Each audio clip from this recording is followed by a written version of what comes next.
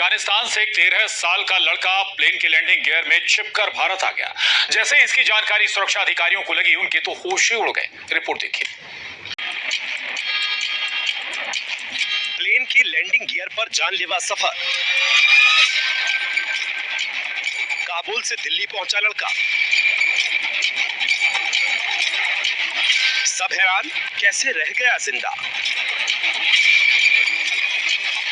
आसमान में प्लेन जब 30,000 फीट की ऊंचाई पर उड़ान भरे और सोचिए उसके लैंडिंग गियर में कोई मौजूद हो तो उसकी क्या हालत होगी। उसका बचना नामुमकिन माना जाता है। अफगानिस्तान की राजधानी काबुल, जिसकी दिल्ली से दूरी 1000 किलोमीटर से भी ज्यादा है, काबुल के एयरपोर्ट से एक 13 साल का लड़का प्लेन के लैंडिंग गियर में छिपकर दिल्ली पहुंच गया। घटना रविवार की है। ये तो कोई अजूबा ही है जिसमें ये लड़का सही सलामत निकला है। अफगानिस्तान की कैम एयरलाइन की फ्लाइट काबुल के एयरपोर्ट से सुबह 9:15 बजे के करीब उड़ी। 10:20 पर वो flight Delhi Indira Gandhi international airport के टर्मिनल 3 पर उतरी। एयरलाइंस के सभी कर्मचारियों ने प्लेन के पास से इस लड़के को घूमते देखा। उन्होंने तुरंत सुरक्षा अधिकारियों की जानकारी ली। पूछताछ में बच्चे ने बताया कि उसे जिज्ञासा हुई कि इसमें सफर करके कैसा लगता है। लड़का अफगानिस्तान के कुंदुज शहर का रहने वाला है। बाद में अफगानी लड़के को उसी दिन फ्लाइट से वापस अफगानिस्तान भेज दिया गया। एक्सपर्ट्स के मुताबिक प्लेन के पहिए के पास छिपकर यात्रा करना बेहद खतरनाक होता है। 30,000 फीट की ऊंचाई पर तापमान -40 से -60 डिग्री तक गिर जाता है।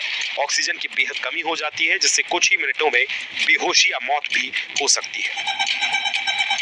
ऐसे मामलों में 20% लोग ही बच पाते हैं। पहले भी कई बार इस तरह के लोग जानलेवा सफर पर निकले हैं। साल 1996 में दिल्ली के 2 लड़के प्रदीप और विजय ब्रिटिश एयरवेज की फ्लाइट्स की व्हील वेल में छिपकर लंदन पहुंचे थे। उसमें विजय की मौत हो गई थी, जबकि प्रदीप बच गया था।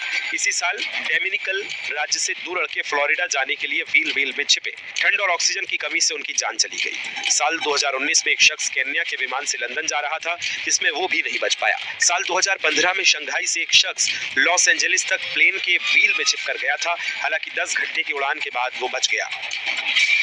इनके अलावा और भी मामले सामने आए हैं, जिसमें ज्यादातर लोगों की मौत हो गई। कुछ ही लोगों की किस्मत साथ थी, जिससे वो जिंदा बच पाए।